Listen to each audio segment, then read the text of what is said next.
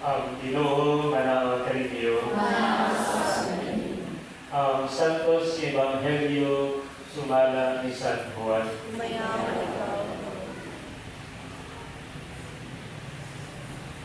Busa ang magsuon nga si Maria o si Marta nagpadalang balita kang Jesus na nagsakit si Lazaro ang suod niyang higala. Sa pagkabalita ni Jesus nini, lingon siya, dili siya mamatay nini sakita.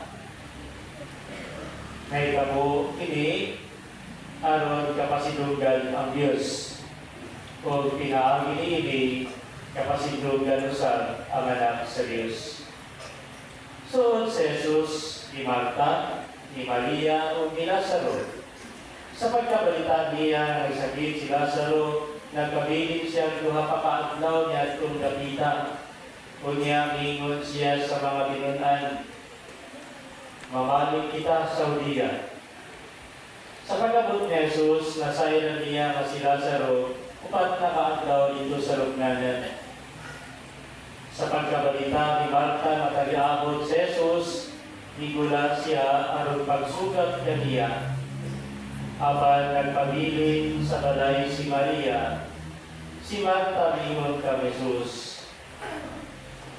Kung dinhi ka pa lamang Ginoo, di unta mamatay ang akong igsuon. Ginoon na sayod ako mabisan karon, mohatag ang Diyos kanimo bisan kung sa imong pangayoon. Jesus mingon kaniya, mabanhaw ang imong igsuon. Siya mitubag, naibalo ako mabanhaw siya sa katapusan adlaw. Jesus mingon kaniya, ako ang pagsabanhaw ng kinabuhi. Ang nagtuog ka na ako, bisan toon mamatay, mabuhi. Huwag ang tanan kabuhi, kung nagtuog ka na ako, dili kayo mamatay. Ito kabanili, siya mitubag, oo Ginoo, ito ako nga ikaw ang Mesiyas, ang anak sa Diyos nga mani sa kalibutan. Nakita ni Jesus na naghilang siya, ingon man ang mga Hudiyo nga ituyog kaniya.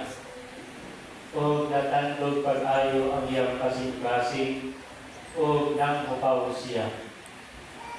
Ay maninyo siya inubog, nang taga siya kanila. Dali nga rin yung tanawa Ginoo, tubag sila. O hihilang si Jesus.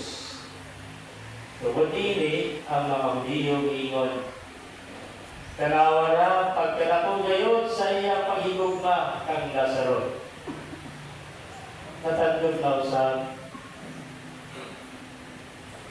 Apan ang uban ingon, di ba ipabukaman niya ang mga mata sa buta?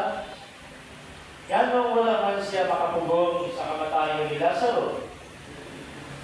Natandog na usap ang kasing-kasing ni Jesus kung niyato siya sa lubong. Usa kini kanamo o ang puntahan ini iadihang bato. Kuhaan ninyo ang bato, isugo si Jesus. Si Marta, ang isuon sa namatay, ingon, Ginoo, mahuna na siya karon, kay upat naman kaadlaw, nga gilubong siya. Si Jesus mingon kaniya, wala ba ikaw, wala ka ba ikaw sultihi, nga makita mo ang himayat sa Diyos kung mutuo ka?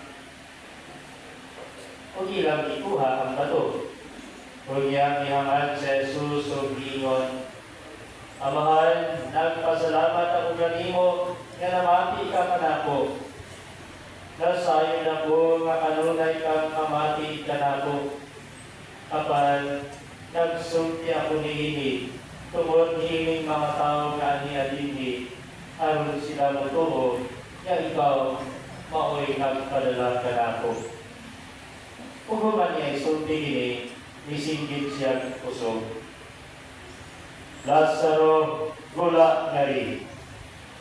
Kung gigula ang namatay, nga binutkusan o mga paitihan, hindaki ang iyang mga kamot o tihil, o ang iyang nawong pinutos o panagton. Balbali ni Diyos siya o palakta. Ingnan sila ni Jesus.